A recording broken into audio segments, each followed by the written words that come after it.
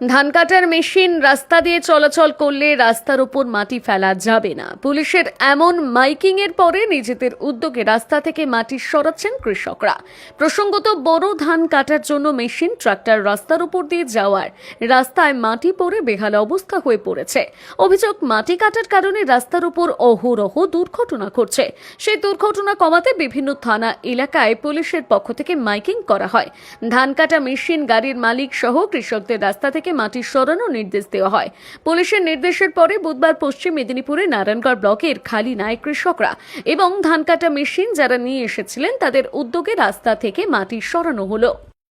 এই যে বড় ধান কাটা চলছে, মাঠ থেকে যে আমাদের ট্রাক্টরে যে মাটি বইছে, ধান বইছে, আর গাড়িগুলাও তো এদিক ওদিক হচ্ছে, পিচ রাস্তার উপরে প্রচণ্ড মাটি পড়ছে।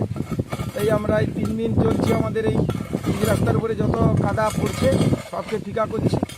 চাষিরা আছে আমাদের, যারা গাড়ি নিয়ে এসছেন, সন্তোষ জানা থেকে আরম্ভ করে এখানে খুলনা থেকে আরম্ভ করে দীপক বেরা, এরা সবাই এসছে আমাদের সঙ্গে, এতে সহযোগিতা করছে।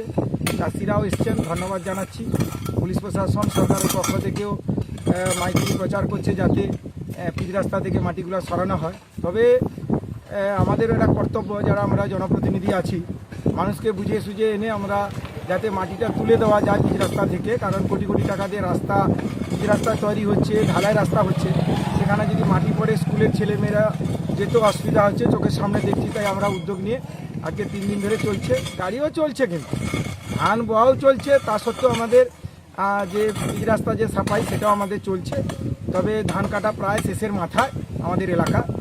তো আমাদের যেসব এলাকায় এখনও পর্যন্ত এই পিচ রাস্তার সাফাইয়ের কাজ বাকি রয়েছে কাদাটা তুলতে, তো আমি অনুরোধ করব যারা জনপ্রতিনিধি আছেন, পঞ্চায়েত সমিতি, তাদেরকে অনুরোধ করব সারা এলাকায় গাড়ি চলবে। কারণ চাষিরা খুব কষ্টের মধ্যে আছে, মেঘ হচ্ছে, বৃষ্টিও হচ্ছে। তো আমাদের উচিত চাষিরা বা আমরা জনপ্রতিনিধিরা আমরা এগিয়ে এসে রাস্তাটা খালি 8 ঘন্টা করে যদি কাজ করি, এটা আমাদের অনেক উপকার হবে। মানুষজন আর অ্যাক্সিডেন্টটা হবে না, চোখের সামনে দেখতে পড়ে যাচ্ছে গাড়ি, সেটাও আর হবে না। আপনার নাম?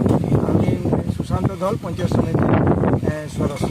চুল পড়া কি আপনাকে বদলে দিচ্ছে? আয়নায় নিজের পরিচিত মুখটা হারিয়ে ফেলছেন?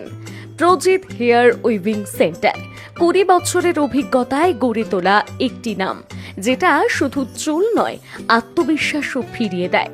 নিউ আলিপুরে অবস্থিত আমাদের সেন্টারে আমরা দিচ্ছি আধুনিক ও প্রাকৃতিক হেয়ার উইভিং পরিষেবা, সম্পূর্ণ নিরাপদ এবং টেনশন ফ্রি।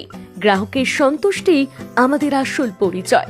ভরসা রাখুন প্রজিত হেয়ার উইভিং সেন্টারের ওপর, কারণ চুল ফিরে পাওয়া মানে শুধু লুক নয়, মনও ফিরে পাওয়া।